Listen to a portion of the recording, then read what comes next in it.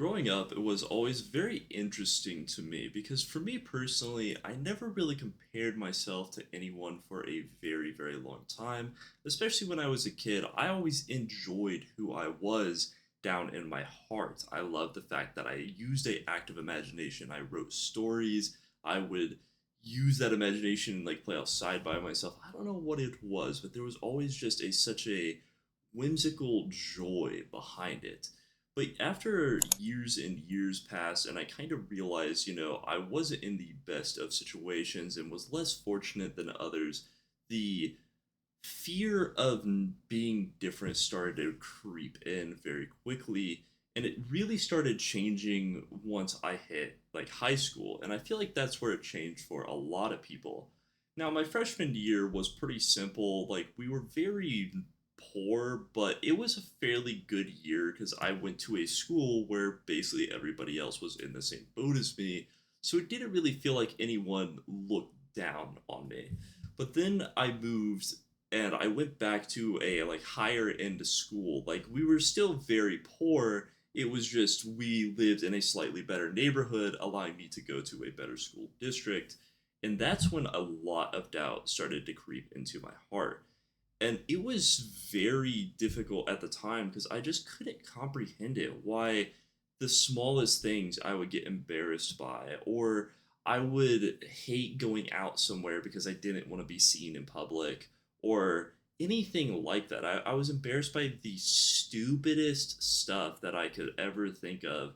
And it just tore me apart inside to the point where I like I said, I wouldn't go places. I wouldn't go out to eat. I wouldn't go to the store. The only place I would go was school, and I would come home and play video games. And at that time, that's when I also started kind of enclosing myself into video games for a very long period of time.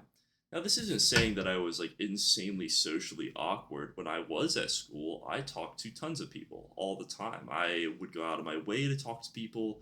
I would try to make friends with everybody, no matter who you were. I was the guy who wanted to make friends with you. So I kind of bounced between a lot of groups. But outside of school, there was nobody. It was just me, myself, my thoughts.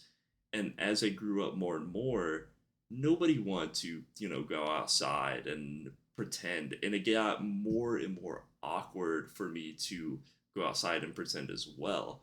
I remember so many times just in high school where I would rob myself of satisfaction and rob myself of happiness because I didn't want to endure a slight bit of embarrassment when in reality, it probably wasn't going to be too embarrassing. And I feel like a lot of people did this, where maybe you skip a school event or maybe you don't talk to someone that you want to talk to, or maybe you don't give a presentation that you could have given that, would have helped your grade. Just little things like that, but they really build up in your heart. And it's stuff where it's like it starts with one and two and three, but eventually you have a mountain of bricks of just disappointment sitting inside of you. And it's so hard to overcome that. And it took me years to actually start to overcome that. And until about last year, I would even say I still was struggling with that a lot, to the point where I would bed rot and I would kind of just tear myself down over the slightest inconvenience. And it wasn't because the inconvenience was inevitably bad. It's mainly because I let all the other inconveniences in my life build up to make that one inconvenience significantly worse. And there's so many people that do this, right? There's so many people who will compare themselves to their classmate they had in high school, or will compare themselves to their parent or their brother or sister or coworker.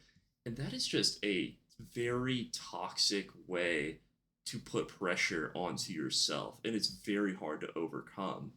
And a lot of people won't really recognize when it's happening. People will go, "Oh, well, my life is so good." But then at those slight times when you find someone who maybe they got a raise and you're like, wow, I work hard. Why didn't I get a raise? And you don't realize that little things like that is being toxic towards yourself. You're basically putting yourself down because you aren't perfect. But you don't need to be perfect. Nobody needs to be perfect. It is okay to just be you. And that is something that I struggled with for so long. Is it is just okay to be yourself. And some people will say, "Oh, well, you'll be cringe, you'll be whatever." You will go through a slight, tiny bit of embarrassment for a long term of joy. I mean, just making this content alone is flustering me. It's so embarrassing. I've had to do like 50 takes of a lot of the content, especially on this channel alone, but it's helping brick by brick. And I definitely am better than I am last year. I've cut out a lot of the micro things that I would do to myself. So I no longer belittle myself. And that goes a long way, not belittling yourself over nothing. And stopping the bed rot and the doom scrolling on whatever app you scroll on is a big thing because those things keep you in that mindset and don't allow you to heal through your past traumas. And healing your past traumas is extremely important if you want to better your life. And some people might be asking, well, how would you go about this today? And honestly, the biggest thing I can say is treat others the way you want to be treated and genuinely look at the things that you say to others before you say them.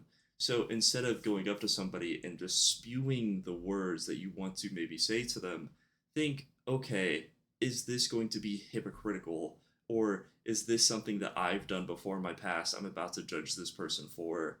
Or something like that. Or is it just a reflection of myself? Because that is one of the hardest things to go through is waking up and being like, wow, what I say to people is just a reflection of everything I hate about myself. And I hope anyone that is going through something like that will overcome it someday. And it might not be today, it might not be tomorrow or the day after or the day after that. It might even be years down the line, but everything is one step at a time for the healing process to get over that toxicity of just knocking yourself down over and over again. But one day you'll look at yourself in the mirror after it's all just said and done, and you'll just kind of say, none of that stuff matters. What matters most is that I decide to be the person I want to be, and I treat others the way that I would want to be treated.